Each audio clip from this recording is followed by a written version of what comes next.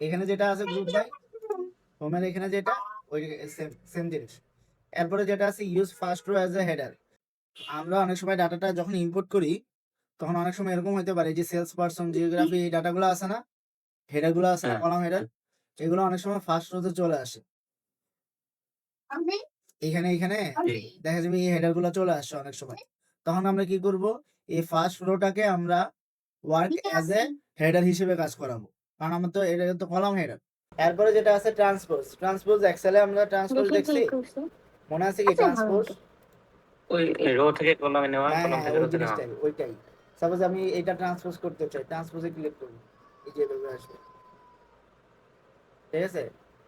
আবার রিভার্স, এই দেখেন ট্রান্সপোজ দেখা যাচ্ছে, হ্যাঁ, ট্রান্সপোজ হয়ে গেছে। রিভার্স মানে হচ্ছে কি, রিভার্স মানে হচ্ছে একবার নিচেরটা উপরে চলে আসবে, উপরেটা নিচে চলে যাবে, এরকম করে। রিভার্স যদি করি, রিভার্স রুলস দেখেন, উপরেরটা নিচে চলে গেছে, নিচেরটা উপরে চলে গেছে, এরকম হবে। তারপর হচ্ছে কাউন্ট রোজ। কাউন্ট রোজ মানে হচ্ছে কতগুলো রো আছে সেটা আমরা কাউন্ট করতে পারবো চাইলে। এই যে দেখেন 6টা রো আছে এই ডাটা সেটে, 6টা। আর এটাতে যদি দেখি ট্রান্সপোজে ক্লিক করে, এই যে কাউন্ট রোজে ক্লিক করে, এখানে টোটাল 6113টা, ঠিক আছে। এটা হচ্ছে কাউন্ট রোজ। তারপরে কি আছে, তারপরে হচ্ছে রিনেম। রিনেম মানে হচ্ছে এখানে আমরা যে কলামগুলোতে আছি এই কলামগুলো চাইলে আমরা রিনেম করতে পারি। জাস্ট রেখে আমরা যদি রিনেমে ক্লিক করি আমাকে ওখানে লেখার অপশন দেবে, অর্থাৎ এখানে আমরা চাইলে লিখতে পারবো নিজের মতো করে। অবশ্যই এটা ডাবল ক্লিক করলেও ওই হয়, কলামের ওখানে। যে হ্যাঁ, কোনো সেটাই কলামে, বলছিলাম যে যে কোনো ডাবল ক্লিক কলামে করলে হতে তো হয় পারে, না। যে কোনো কলামই হতে পারে, রিনেম করার প্রয়োজন হতে পারে। ডাবল ক্লিক করলেও হয়, অথবা এই অপশনে গিয়ে রিনেমে অপশনে ক্লিক করে দিলেও হবে, ঠিক আছে। তারপরে কি আছে, তারপর হচ্ছে রিপ্লেস ভ্যালুস। কোনো লেখার পরিবর্তে আমরা অন্য কোনো লেখা বসাতে চাই কিনা সেটা হইতে পারে। এর আগে আমরা, এটা তো ইজি, কোনো একটা লেখার পরিবর্তে আমরা অন্য একটা লেখা লিখবো, ঠিক আছে, রিপ্লেস ভ্যালুস, তাই না। তারপরে কি আছে, field. Fill down, fill up. নাম শুনছেন কখনো ফিল? দেখা যায় একই লেখা আমরা ডুপ্লিকেট করি, মানে একটা লিখলাম, ব্যাপারটা এরকম হতে পারে, একটা লিখলাম, বাকি যে সেলগুলো আছে সেই সেলগুলোতে, অর্থাৎ নিচের দিকে যে সেলগুলো আছে সবগুলোতে একই লেখা হয়ে যাবে, সেটাকে বলা হয় ফিল ডাউন, ঠিক আছে। এক্সাম্পল হিসেবে দেখতেছি এটা কি করা যায়।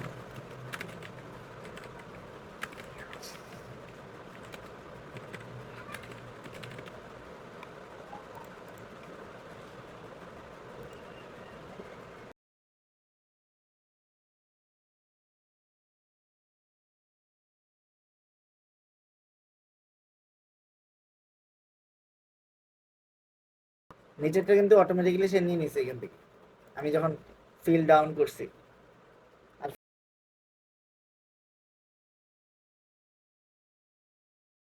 ফিল আপ মানে, ফিল আপ মানে হচ্ছে উপরেরটা, উপরেরটা যদি খালি থাকে, নিচে যদি কোনো একটা লেখা থাকে, তাহলে ওই লেখাটাই উপরের যে সেলগুলোতে খালি থাকবে ওগুলোতে হয়ে যাবে, ফিল আপ হয়ে যাবে, ঠিক আছে। হচ্ছে পিভট কলাম, আনপিভট কলাম। সেলসের ভিতরটা দেখি, দেখেন তো কিভাবে দেখা যাচ্ছে, সেলস অ্যান্ড জিওগ্রাফি দুইটা পাশাপাশি। যেটা আমাদের আগে কলামে ছিল সেটা এখন রোতে চলে আসছে। হ্যাঁ, প্রতিটার জন্য, প্রতিটা জিওগ্রাফিক্যাল লোকেশনের জন্য এক একটা কলাম তৈরি করছে, এবং যেটার আন্ডারে যেই ভ্যালুটা হওয়ার কথা ছিল, যেমন সবগুলা কান্ট্রি তো আর ইউএসএ না, সবগুলা যেমন নিউজিল্যান্ডের ভ্যালুও না, তো যেটার আন্ডারে পড়ছে সে অনুসারে আসছে, আর বাকিগুলো হচ্ছে নাল দেখাইতেছে।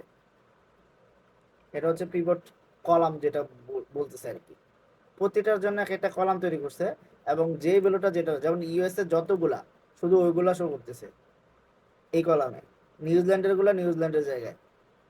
আমাদের নর্মালি একটা কলামই হওয়ার কথা ছিল শুধু জিওগ্রাফিক্যাল জন্য, আরেকটা কলাম হচ্ছে সেলসের ডাটার জন্য। এখানে দেখেন আনপিভট কলামস, ক্লিক করলাম, এখন দেখেন এই যে আগে যে ফরম্যাটিংটা ছিল ওইটাতে চলে আসছে, এখন চাইলে আমাদের ভ্যালুস গুলা চেঞ্জ করে দিতে হবে, কলাম নামগুলো চেঞ্জ করে দিতে হবে। কলামের নামগুলো, এটার নাম কি? এটার নাম ছিল বিব্লিওগ্রাফি, আর ভ্যালুসের জায়গায় ছিল হচ্ছে সেলস, রাইট?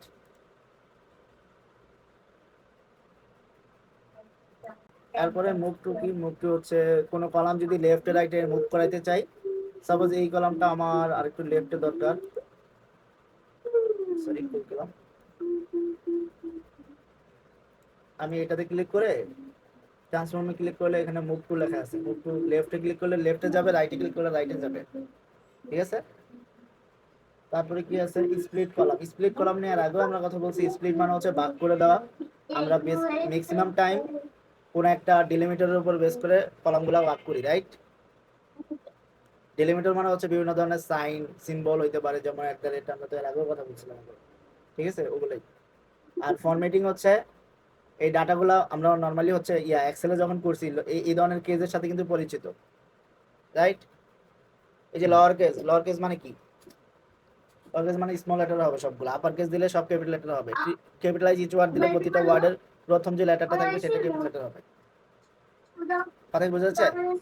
আর ট্রিম মানে হচ্ছে আনওয়ান্টেড যে স্পেস থাকে সেই স্পেস রিমুভ করে দিবে, হ্যাঁ ওটা তো কালকে দেখলাম। ঠিক আছে?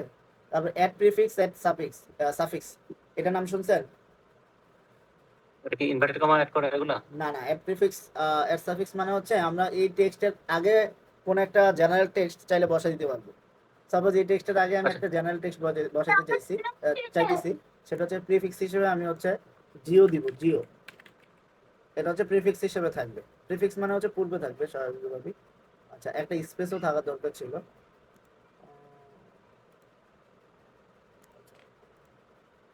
প্রিফিক্স হিসেবে আমি একটা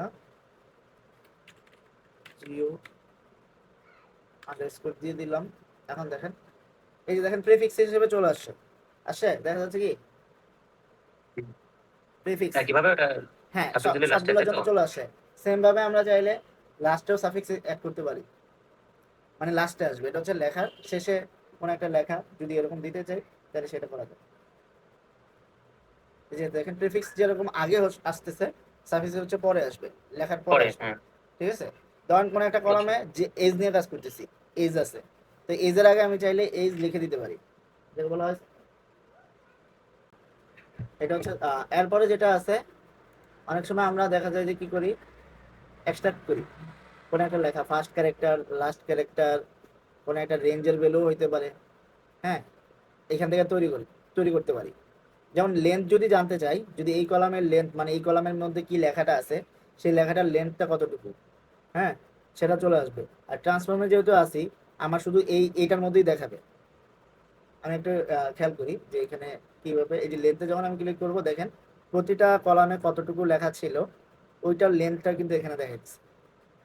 যদিও একটা যদি এক্সট্রা করতে চাই, সাপোজ আমার ফার্স্ট ক্যারেক্টার হিসেবে আমি চাইলে আমার এই নাম্বার অফ ক্যারেক্টার দিয়ে দিতে পারি, যে ফার্স্ট কয়টা ক্যারেক্টার থাকবে বা লাস্টের কয়টা ক্যারেক্টার আমি এক্সট্রা করতে চাই।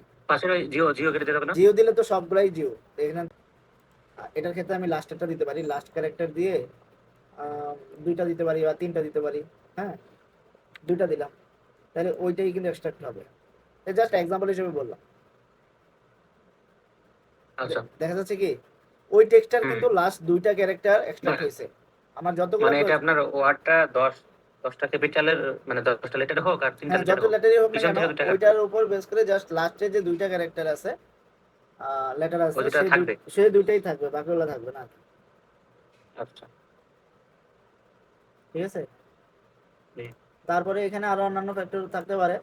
এই যে ডেলিমিটার আছে না, ডেলিমিটারের আগে পরে, যেমন এখানে ডেলিমিটার আগে কি আছে, বিফোর দ্য ডেলিমিটার, এখানে ডেলিমিটার হিসেবে আমি আন্ডারস্কোর আছে, রাইট?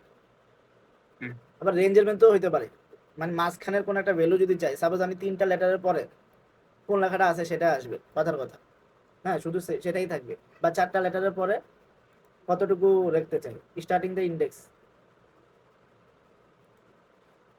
চারটার পরে কয়টা রাখবো, দুইটা রাখবো, কথার কথা। দেখেন চারটার পর থেকে শুরু হবে, দুইটা থাকবে। এখন দেখেন ওই রেঞ্জের মধ্যে যেগুলো পড়ছে সেগুলো চলে আসতেছে,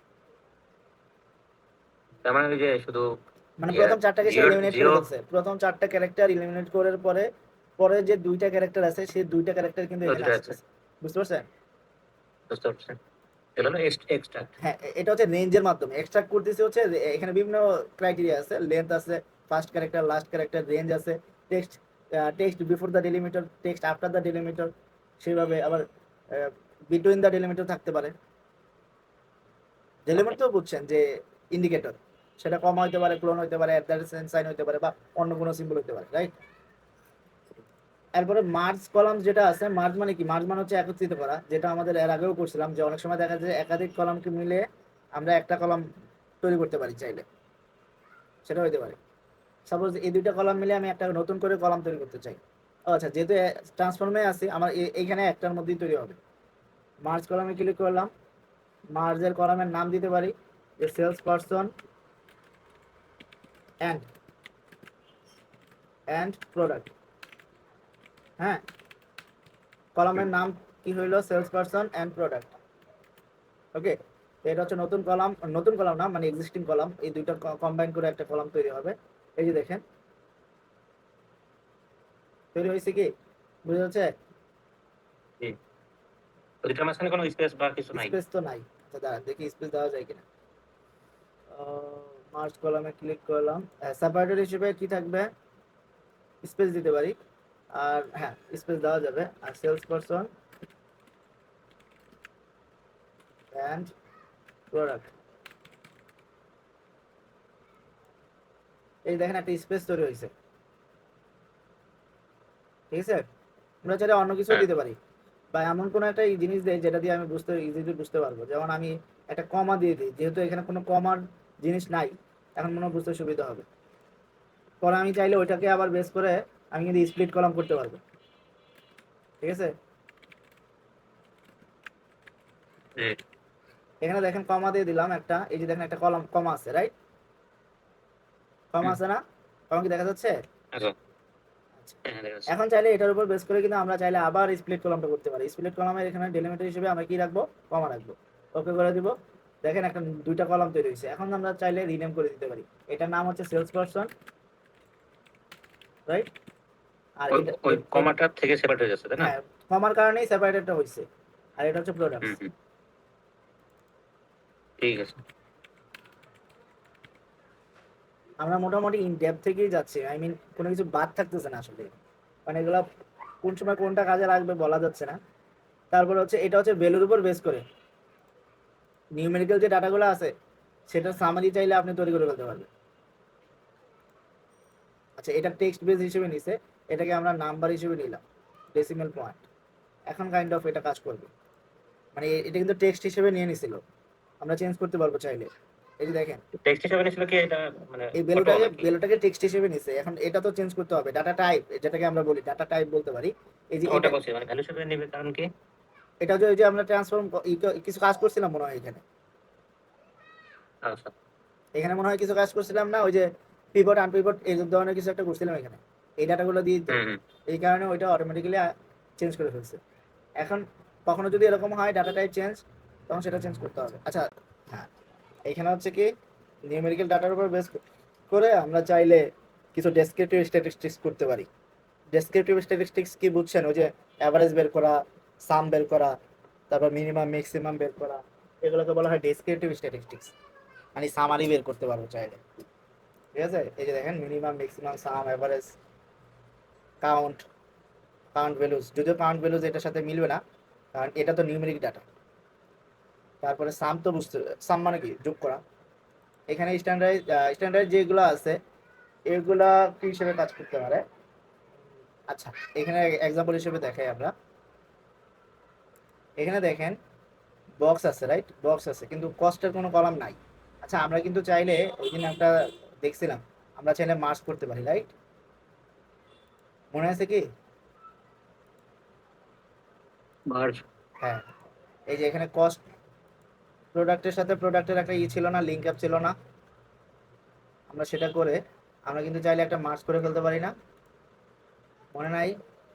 আমার ধরেন না এখন ভাই। কস্ট পার বক্স দরকার এই ডাটা সেটের মধ্যে, এটা কি আছে? নাই হুম। তো। কিন্তু এটা এই ডাটা সেটটা কি, এই কস্ট পার বক্স ছিল প্রোডাক্টের মধ্যে, তাহলে প্রোডাক্ট থেকে আমরা অ্যাডজাস্ট করে ফেললাম, মার্জ করে ফেললাম। কালকের ক্লাসই তো ছিল এটা। হ্যাঁ হ্যাঁ, কি বলে? মার্জ করা, মার্জ করা, মার্জ, মার্জ মানে কি দুইটা ডাটা হ্যাঁ, সেট থেকে একটা ডাটা সেটে রূপান্তর করা। একটা করা। হুম, হ্যাঁ, এটাই তো করলাম। এখন আমার সব কলামের প্রয়োজন নেই, আমি একটা কলাম করলাম, সেটা হচ্ছে কস্ট। এখন দেখেন এখানে আমরা কিছু কাজ করি, যেমন ধরেন এখানে ট্রান্সফর্মে ক্লিক করলে এখানে স্ট্যান্ডার্ড লেখা আছে না,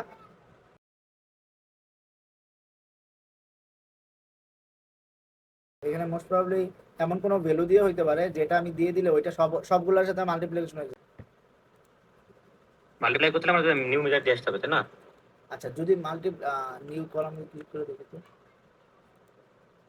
আচ্ছা ওইটা হচ্ছে নিউ কলাম অ্যাড করার ক্ষেত্রে যদি আমাদের প্রয়োজন হয়, যে এটাতে এটা কাজ করে না, আচ্ছা আমরা এটা আবার সিলেক্ট করি, না এই দুইটা তো কাজ করতেছে না, শুধু একটার জন্য।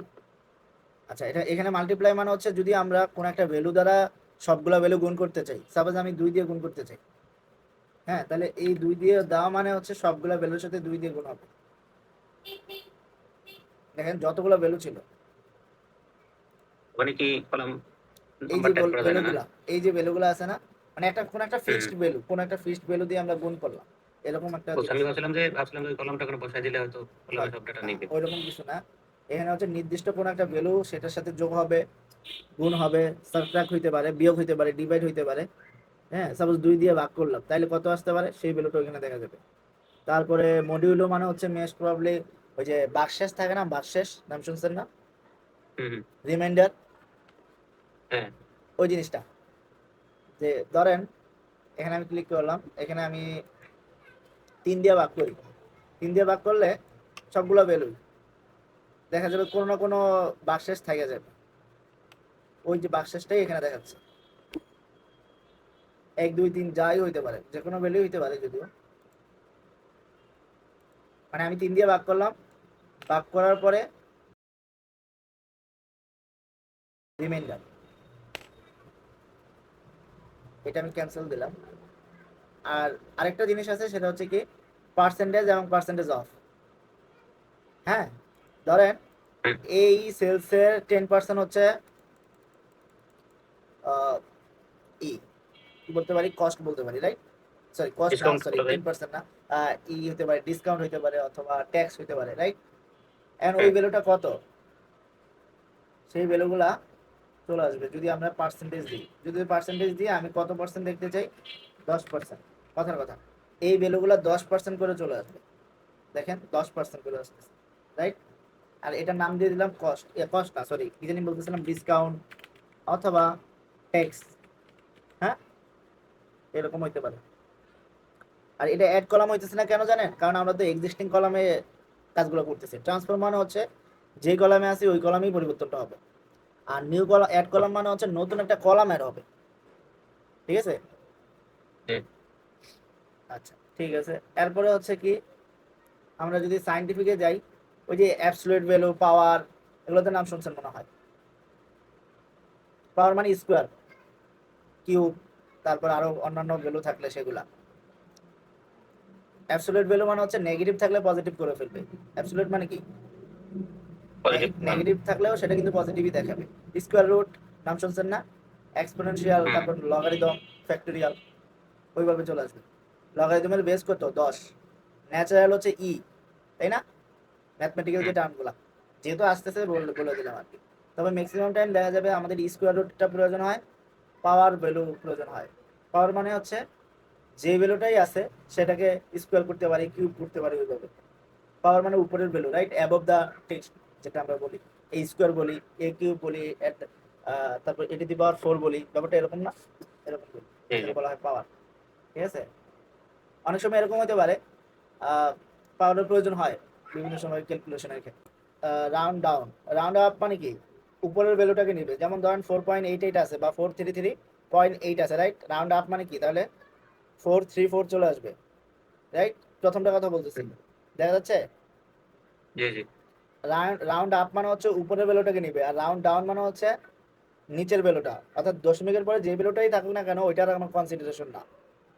433 মানে 433 আসবে, এখানে 433.8 আছে, রাউন্ড আপ দিলে হচ্ছে 434 হয়ে যাবে, বাট রাউন্ড ডাউন দিলে হচ্ছে নিচের ভ্যালুটা চলে আসবে, অর্থাৎ যেটা আছে 433 ওইটাই থাকবে, ঠিক আছে? আর রাউন্ডিং চাইলে আমরা স্পেসিফাই করে দিতে পারি যে দশমিকের পরে কয়টা সংখ্যা থাকবে সেটা, ঠিক আছে?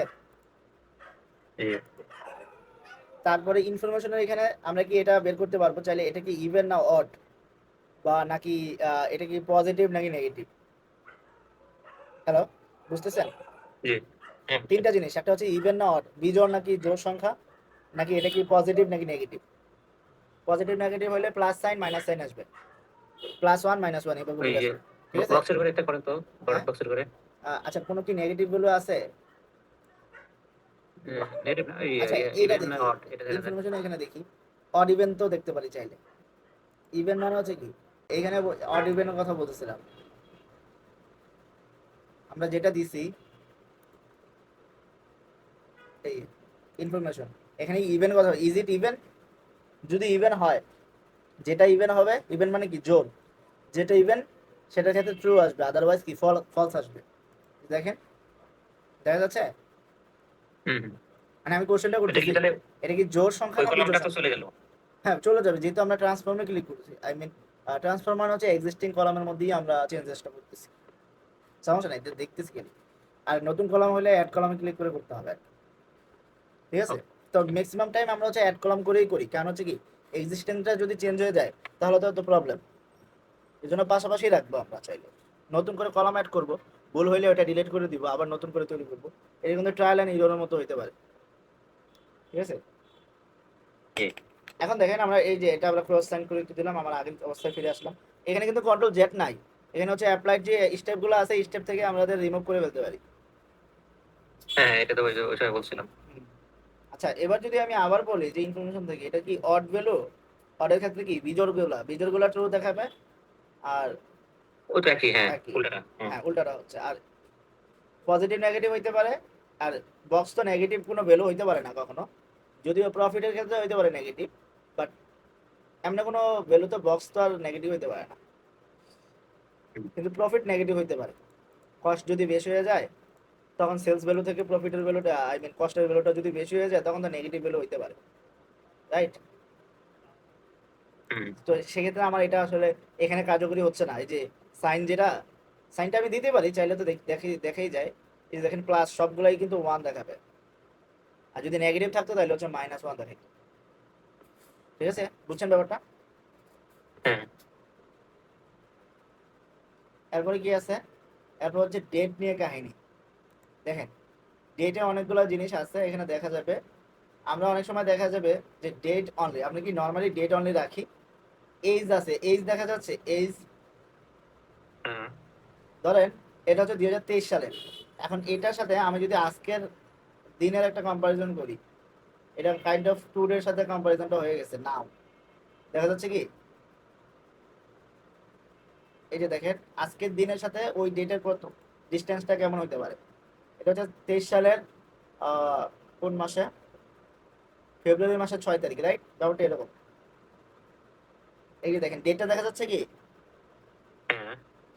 এটা হচ্ছে এর যখন আমি ক্লিক করতেছি তখন সে অটোমেটিক্যালি বাই ডিফল্ট ভাবে আমাদের বর্তমান যে ডেট, আজকের যে ডেটটা আছে সেই ডেটের সাথে কম্পারিজন করে সে অটোমেটিক্যালি শো করে যে কতগুলা দিন, দেখা যাচ্ছে এই যে কততম দিন, মানে একেবারে টাইমের সাথে ক্যালকুলেশন হয়ে যাচ্ছে। এবং এটার চাইলে এটার কিভাবে আমি কি কি দেখতে চাই এখানে, আমি যদি নাম্বার দেখতে চাই শুধু হোল নাম্বার, তাহলে শুধু হোল নাম্বার, তার মানে এতদিনের একটা ডিফারেন্স তৈরি হইতেছে, এজ। ব্যাপারটা যদি এরকম চিন্তা করি যে ওই দিন হচ্ছে অর্ডার দিছি, তাহলে আজকের দিন থেকে ওই দিনের পার্থক্য কত দিনের, সেটা, বুঝছেন ব্যাপারটা? এখন কথা জি। হচ্ছে অনেক সময় এরকম হতে পারে যে দুইটা ডেট থাকে, একটা হচ্ছে অর্ডার ডেট আর একটা হচ্ছে শিপমেন্ট ডেট, বিভিন্ন প্রোডাক্টের ক্ষেত্রে, রাইট? অর্ডার হয়েছে একদিনে, শিপমেন্ট হয়েছে আরেক দিনে, পৌঁছাইছে আরেক দিন, এরকম হতে পারে না? হুম। তখন ক্ষেত্রে কি করব, তখন হচ্ছে পাশাপাশি দুইটা কলাম থাকলে ডেটের, তখন ওই দুইটা সিলেক্ট করে দিব। সাপোজ মনে করেন এটা একটা ডেট, এটা আরেকটা ডেট, দুইটা পাশাপাশি সিলেক্ট করে যখন আমি ডেটের এখানে এজে ক্লিক করব তখন অটোমেটিক্যালি এই দুইটা ডেটের যে ডিফারেন্সটা আছে সেই ডিফারেন্সটা নিয়ে সে আমাকে দেখাবে যে এতদিনের একটা ডিফারেন্স আছে। দেখি বুঝছেন ব্যাপারটা? হুম। হুম। আমরা এক্সেলে হচ্ছে ডেট ডিফারেন্স ইউজ করতাম, এক্সেলের ক্ষেত্রে হচ্ছে ডেট ডিফারেন্স, নাম শুনছেন কিনা আমি জানি না। ডেট ডিফারেন্স হচ্ছে হচ্ছে দুইটা ডেটের ডিফারেন্স কত দিনের, সেটা দিনের হইতে পারে, মাসের হইতে পারে, ইয়ারের হইতে পারে, যে কোনো কিছু হইতে পারে, ওকে, সেটা বের হয়ে যাবে। ওকে, এখন দেখেন জি ডেট নিয়ে যখন আমরা কাজ করতেছি এখানে আরো কিছু বের করতে পারি। আমরা কিন্তু চাইলে এখান থেকে শুধু ইয়ারটাকে কাউন্ট করে নিয়ে আসতে পারি, ঠিক আছে? শুধু ইয়ারটাকে নিতে পারি। হুম, আবার start of the year, and of the year, ওই ইয়ারের শেষ দিন, ওই ইয়ারের শুরুর দিন হইতে পারে না, সেটা নিয়ে আসতে পারি। জি মান্থ হইতে পারে, মান্থ হইতে পারে যে এটা কোন মাস, start of the month, end of the month, days in month, ওই মাসের কততম দিন, ওই মাসের নাম কি, জানুয়ারি, ফেব্রুয়ারি, মার্চ, এপ্রিল, সেটাও কিন্তু হইতে পারে। দেখেন ডেট থেকে কিন্তু আমরা অনেক কিছু বের করে নিয়ে আসতে পারবো চাইলে, দেখা যাচ্ছে। জি কোয়ার্টারের ক্ষেত্রেও হইতে পারে, এটা কোন quarter, first quarter, second quarter, third quarter হইতে পারে না, বিভিন্ন কোয়ার্টার হইতে পারে। উইক, উইকের ক্ষেত্রেও কিন্তু আছে, উইক অফ দ্য ইয়ার, ওই ইয়ারের কততম উইকের দিন, উইকে অর্ডারটা হয়েছে, এরকম হইতে পারে না, সেটা বের করা যাবে। হুম, week of year, week of month, ওই মাসের কততম উইকে হইতে পারে। এবং ওই স্টার্ট অফ উইক মানে উইকের কোন দিন হয়েছে ওইটা হইতে পারে, এন্ড অফ উইক সেটাও হইতে পারে। বুঝা যাচ্ছে, অনেক কিছু বের করা যাবে। জি দেখেন ডেতে গিয়ে ডে যেমন বের করা যায়, চাইলে ডে অফ উইকে বের করা যাবে, মানে ওই উইকের কততম দিন, প্রথম দিন, দ্বিতীয় দিন, তৃতীয় দিন, কততম দিন সেটা বের করা যাবে। তারপরে day of year, day of year মানে ওই বছরের কততম দিন ওইটা। Start of a day, end of a day, এটা কি বের করে আমি এখন শিওর না, তবে নেম অফ দ্য ডে বের করা যাবে। অনেক সময় দেখবেন যে নেম অফ দ্য ডে আমাদের কাজে লাগে, মান্থ কাজে লাগে, তারপর কোয়ার্টার কাজে লাগে, ইয়ার কাজে লাগে। সেটা ইয়ারের, ইয়ার যেমন জেনারেলি ইয়ার হইতে পারে, মাসের ক্ষেত্রে মাসের নাম হইতে পারে, উইকের ক্ষেত্রে উইকের, উইকের ক্ষেত্রে কি হইতে পারে, উইকের ক্ষেত্রে দেখা যাবে যে উইক অফ মান্থ হইতে পারে। তারপরে ডে এর ক্ষেত্রে নেম অফ দ্য ডে হইতে পারে। এগুলো হচ্ছে কাজে লাগে। যেমন হচ্ছে সপ্তাহের কোন কোন দিন আমার সবচেয়ে বেশি সেল হয়, সেটা আমি কিভাবে বুঝবো? আমি যদি এখান থেকে নেম অফ দ্য ডেটাকে নেই, দেখেন, আচ্ছা কোথায় আসছে, এই যে দেখেন, আচ্ছা আমি মনে হয় এইখানে অ্যাড কলামে ছিলাম, এই কারণে নতুন একটা কলাম অ্যাড হয়েছে। এই যে দেখেন এখানে কিন্তু দেখা যাচ্ছে কোন দিন ওই ট্রানজাকশনটা হয়েছে, রাইট? হুম, এখন আমরা কিন্তু চাইলে ইজিলি এটার একটা কলাম চার্ট বের করে ফেলতে পারবো না, লাইন চার্ট বের করে ফেলতে পারবো না চাইলে। তখন আমরা বুঝতে পারবো যে কোন ইয়ার, সরি কোন দিনে কেমন সেল হইতেছে, হুম, হুম, তাই না? সেটা বের করা জি যাবে। এখানে যদিও আমরা মোটামুটি অনেক কিছু এখান থেকে বের করে নিয়ে আসছি। আর এইখানে এটা যে মানে এই তিনটা আমরা যে জিনিসগুলো দেখলাম, টেক্সট, নাম্বার, তারপরে এই যে ডেট নিয়ে যে কাজগুলো দেখলাম, এটা কিন্তু ট্রান্সফর্মার যা ছিল তাই, এখানে চেঞ্জেস নাই। হ্যালো, ওইটা জি হচ্ছে ট্রান্সফর্মে ক্লিক করলে হচ্ছে এক্সিস্টিং যে কলামটা আছে সেটার মধ্যে পরিবর্তনটা হবে, আর অ্যাড কলামে ক্লিক করলে হচ্ছে নতুন একটা কলামে আসবে, নতুন একটা কলাম। ঠিক আছে? তাহলে এখানে তেমন একটা ডিফারেন্স নাই, ডিফারেন্স এখানে কিছু ক্রিয়েট করতে পারে, এখানে একটু দেখি।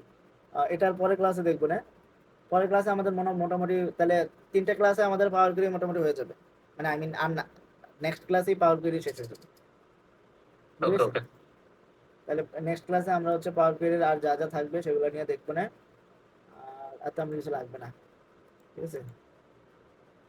ঠিক আছে। আর এখানে রাইট বাটন ক্লিক করলে আমাদের কিছু অপশন দেখায় প্রতিটা সেলে। যদি আমি রাইট বাটন ক্লিক করি, এগুলো আমাদের ওই যে ওইখানেই আছে, এই যে আমরা যে এতক্ষণ ফাংশনে গিয়ে গিয়ে দেখলাম না, এই জিনিসগুলাই হুম, কিন্তু আছে, কিন্তু খেয়াল করে নামগুলো খেয়াল করলে বুঝবেন। Remove other column, duplicate column, remove example, এই যে রিমুভ কিবোর্ড। ডুপ্লিকেট, এই জিনিসগুলো কিন্তু আগেও ছিল, right? Right change the type, টাইপের ক্ষেত্রে ডাটা টাইপ চেঞ্জ করা, এই জিনিসগুলো ওইখানেও ছিল, ট্রান্সফর্ম করা, রিপ্লেস করা, গ্রুপ বাই, ফিল, আনপিভট, পিভট, এই জিনিসগুলো কিন্তু আগে রিনেম করা, এই জিনিসগুলো আগেও ছিল, অর্থাৎ আগের অপশন থেকেই কিন্তু। তো নতুন জিনিস হচ্ছে আমাদের এখানে কিছু, এইখানে যে জিনিসগুলো কাজে লাগবে এগুলো দেখে তো নেক্সট ক্লাসে আর কি, ঠিক আছে? এছাড়া তেমন কিছু লাগবে না। এরপরে হচ্ছে আমরা আমাদের মেইন ইন্টারফেসে চলে যাব। এটা এখানে যে পাওয়ার কোয়েরিতে ছিলাম এটার কাজই কিন্তু ছিল হচ্ছে ডাটার মধ্যে কোনো ধরনের ইরর থাকলে, অর্থাৎ তার ডাটাটা প্রিপেয়ার করে নিয়ে আসা, বেসড অন আর মানে আমি যাতে অ্যানালাইসিসটা করতে পারি। ডাটা তো সবসময় এমন ক্লিন ডাটা পাওয়া যাবে না, অনেক সময় অনেক ধরনের ইরর থাকবে, সেই ইরর ডাটাগুলোকে ক্লিন করে প্রিপেয়ার করে নিয়ে আসতে হবে।